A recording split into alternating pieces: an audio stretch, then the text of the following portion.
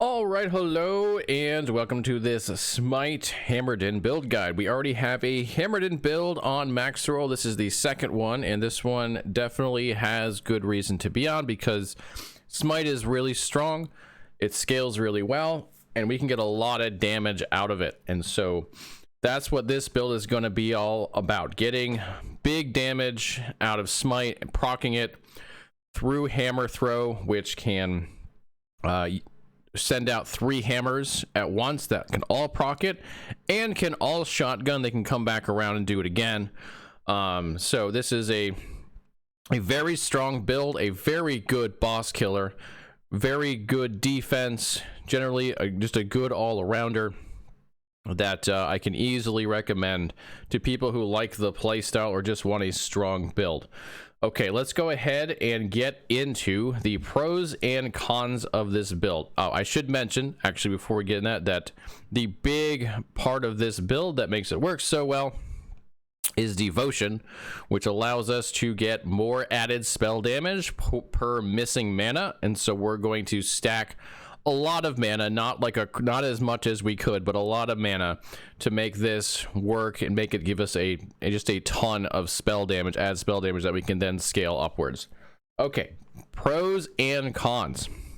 It has good clear, potentially very good how you look at it. The only real downside in the clear is it takes a minute for the hammers to really get going. You tend to be better off standing close to enemies to hit them quicker, but if you throw enough hammers out, it actually has very good clear.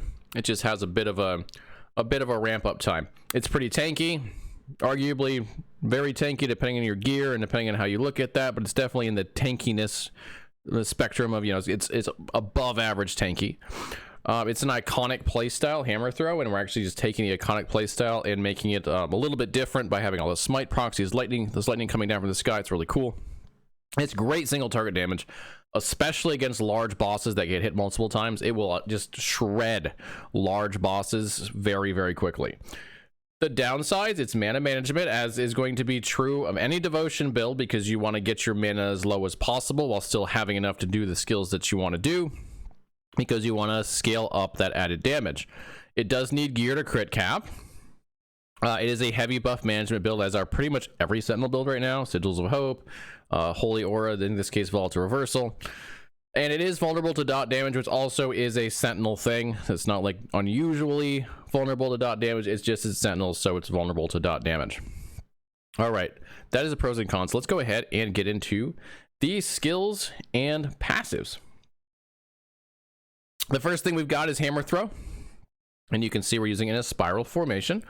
Its job is to apply Smite. That's what it does. It procs Smite. The way we're setting up here is different from the traditional hammer throw that's trying to do damage. And so we can do things like take Guardian Zeal, where we get increased damage and crit chance per Zeal stack, which definitely helps us to cap our crit. It's nice to have that outside the gear, so we can do other things with the gear if we need to. The next thing we'll talk about is Sigils of Hope. This is set up for 2 things: maximum defense and maximum ability to burn your mana, because this is how you're going to burn your mana. So we've got Iron Sigils, which I love for the endurance threshold, which does help with the dot problem. We've got Sign of the Guardian for additional block chance. We are using Bastion, but being able to block from range is good too, so sure, let's take it. And the block effectiveness is just extra bonus.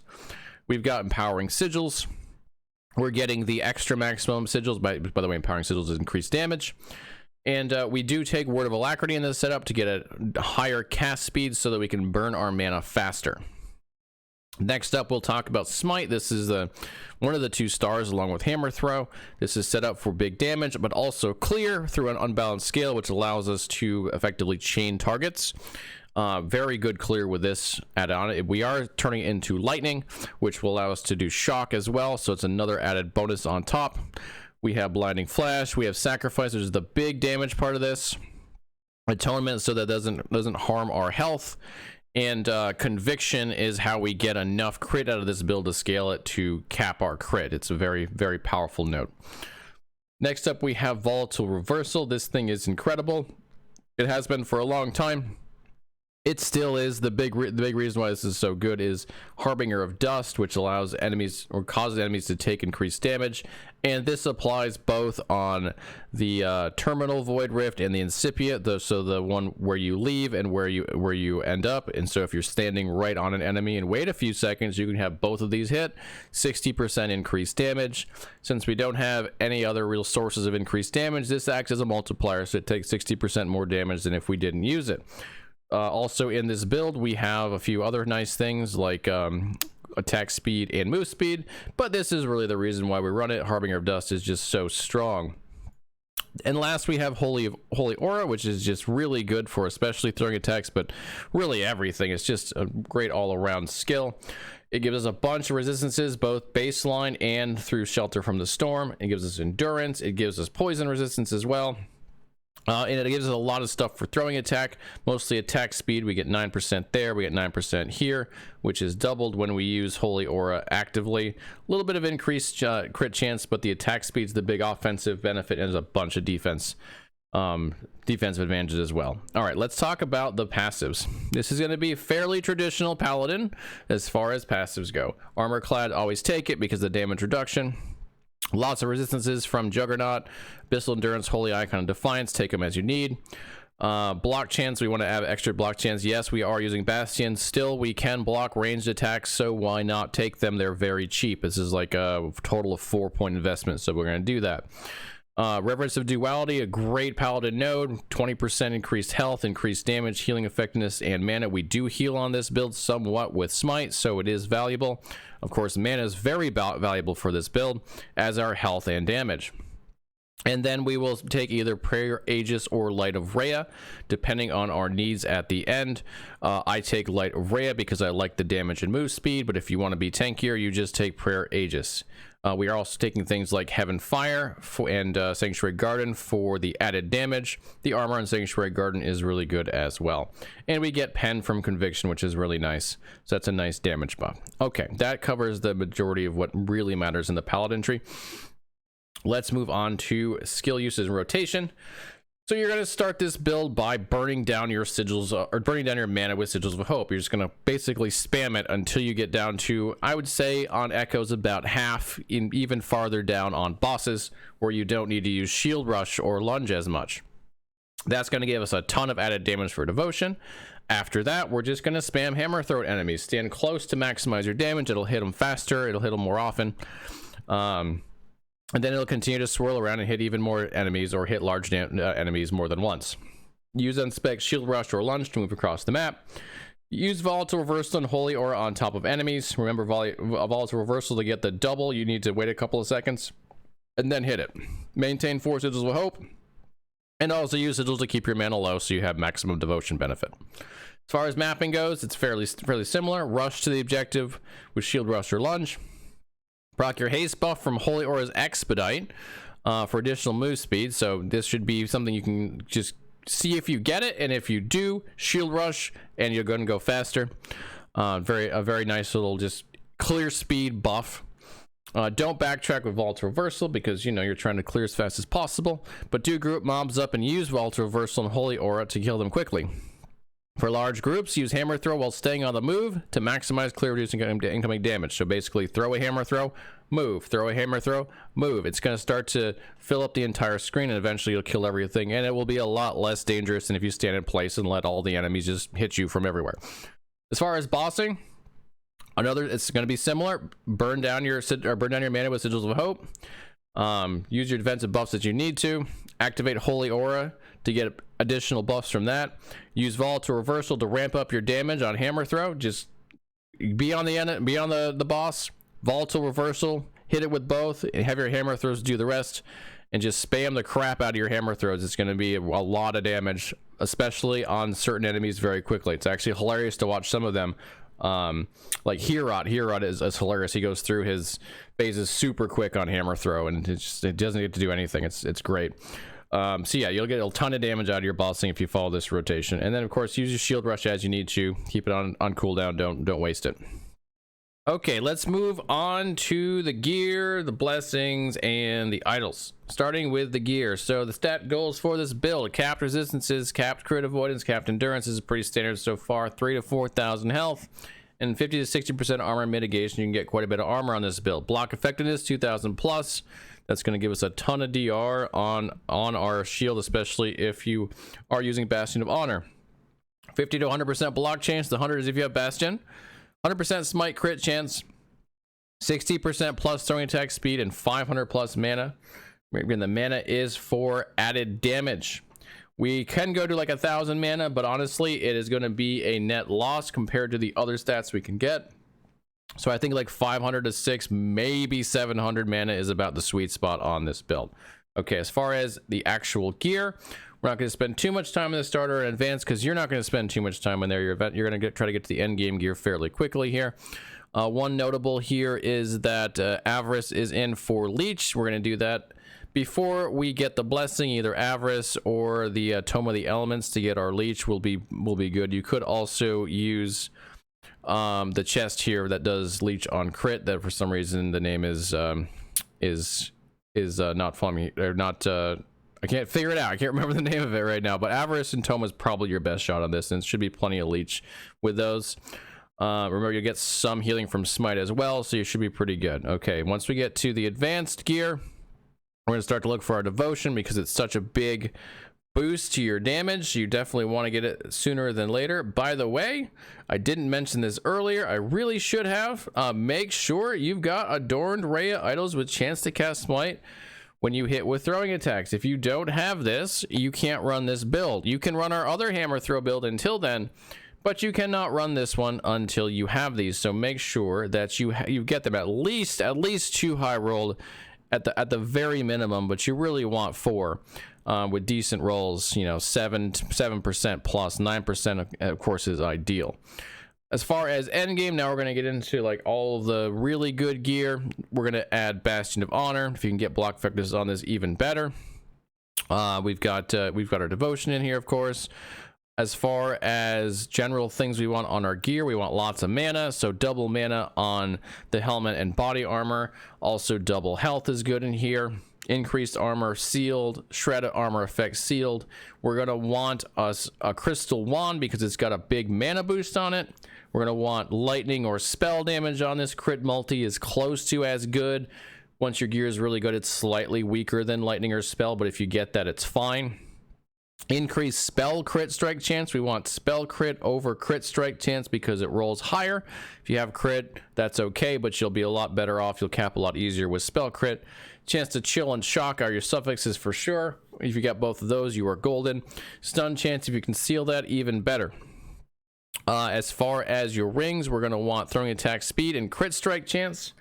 We want probably 1 copper ring to cap, and then the other one can be necrotic or some resistance that you need. We do have to have minus throwing attack mana cost to run this smoothly, so make sure you have that. If it comes down to it, make that one of your prefixes. Wait to take throwing or crit strike chance, but you really want to seal those eventually to get that minus mana. We don't care about the plus throwing damage, we only care about the minus throwing attack mana cost. As far as your belt, health, lightning damage is good here. CDR, if you can seal, it's great, and get your cleanse here. Your relic, we're going to get our smite on there, +3, +4, excellent. If you can get a +1 as Sigils of Hope, sealed, even better. Give you a little bit extra smoothness on that. We do take 21 points, and if we can, frailty goes here if you can put it. This is just an easy slot to put it. It's going to be harder to put it on devotion, but if you get it there, great.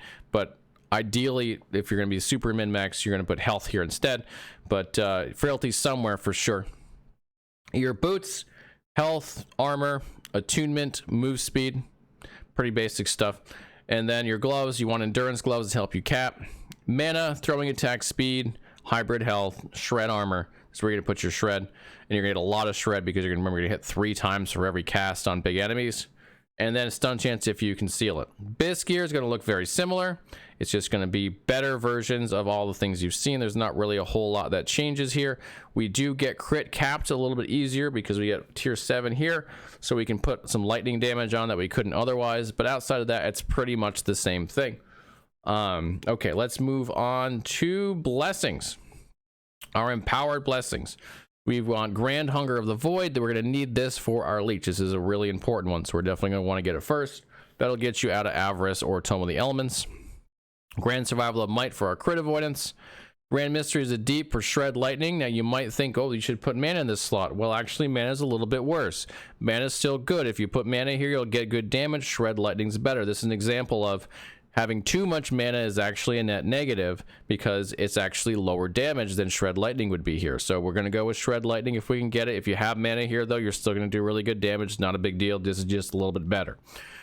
Grand Bones of Eternity is going to be a big part of our block effectiveness that we're going to need for our shield, so we definitely want that there, no doubt about it. And then Grand Body of Obsidian is just good for almost any build. This one is no different, especially with its ability to stack armor, so we're going to take that here. Idols, we are looking at Smite, of course. On the suffixes, we want, excuse me, block effectiveness, health, shred, armor. Remember, the prefix is the most important part here. The higher that roll is, the better, and then get what you can on the suffix. As far as the small idols, if we get stun chance here, poison resistance, that will help also. Void, whatever resistance you need in here. Stun chance is a really good stat. If you're going to go with the other 1x1, you can put armor or mana there. All right, that covers all of the idols, blessings, gear. Let's get into build scaling and endgame stuff. So as far as scaling, throwing attack speed is amazing. Allows you to attack more often, which means more smite procs. Mana, we talked about that a lot with devotion. Definitely get yourself a lot of mana, but don't overdo it. 500 to 700 is about where you want to be. Attunement's good. It's not amazing, but it's good.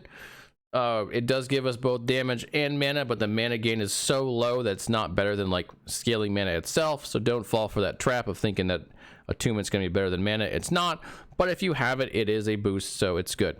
Crit strike chance, we want to get ourselves crit capped on Smite. We don't care about hammer throw getting crit capped. It's just Smite that needs to be crit capped, so let's get that there and then not worry about the rest. Crit multi, we're going to already get quite a bit of crit multi from Deep Impact and Holy Precision, but extra is good. You can put this on your Crystal Wand. It is not as good as lightning damage and spell damage, but you can put it there. Sigils of Hope is going to give you some increased damage just from empowering sigils, so that's nice. Volatile Reversal, we talked about this, how strong it is as far as enemy damage taken.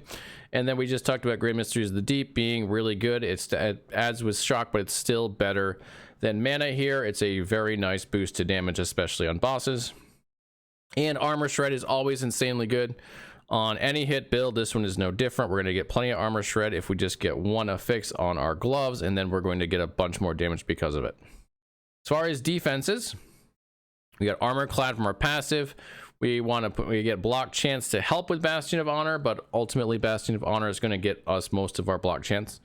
Block effectiveness is very good. We definitely want a lot of that, so we're going to take the Grand Bones of Eternity blessing and then try to get more on idols. Endurance is a very good stat, and we're going to get quite a bit of endurance threshold from sigils, which means we're even more incentivized to cap the endurance to 60%, so we definitely want to do that. Strength's a good stat for armor, but that's about it, so we're not going to put it on our gear, but we will get some out of our passive tree. Armor mitigation, we talked about that a bit. We definitely can get this up to 50-60% armor mitigation, which is really good, and we're going to try to do that. We want to get our health over 3,000, and we have plenty of places to put health on gear, so this should be very doable. We're going to leech from Grand Wrath of Rhea. Excuse me, that's not Grand Wrath of Rhea. That is with the spell one here. I will fix that. This is going to be the spell leech here. Go ahead and pick that up. And that will be most of your sustain right there. We're also going to have chill and frailty on here. And we do have ward, or excuse me, we do have cleansing on our belt. That's going to be valuable for removing dots. As far as recommended endgame activities, this is good at everything. Monolith, it's very good at. This is probably its arguably biggest strength. It's going to be good at dungeons too. But yeah, it's got very good single target damage. It's got very good AoE. It's very fast. It's very easy to play. This is a very good monolith build for sure. Dungeons, it's going to be good at as long as you're not taking too much damage. It is tanky, but not insanely tanky, but it can definitely do tier 4 dungeons or tier 4 bosses. It's got a lot of damage on those, so they won't stay up too terribly long. I think all the bosses except for Cremoris are very large, and Cremoris is the lowest health pool, so it's the least meaningful. So you should have no problem getting plenty of damage on them and killing them, and still being tanky enough to handle mechanics that you would need to. As far as arena goes, this is a good arena build. However, if you want to play arena, I do recommend that you switch to Enra's technique, which is the one that allows you to cast hammers in a Nova instead of direct cast, or not direct cast, instead of spiral. It will give you far more range, which is much more important in arena when you start to scale to the very high damage enemies. This will just be a smoother play. So do bear that in mind. If you want to play arena, you can play with this build. You can play with it as is, but I think Enra's technique is quite a bit better. So consider using Enra's technique instead. All right, that is everything for the guide. The last thing to mention is we do have a loot filter that's built for this specific build. It's set up just for you to use to get all the things that you need. So please do take advantage of that. And thank you so much for watching, and I really hope you enjoy this build as much as I do. This is now one of my new favorites. It's just a really fun build, so please do enjoy it. Not that you have a choice, either you do or you do, but I hope you do enjoy it, and thank you so much for watching. Have a great time at Last Epoch, and I'll see you all again real soon.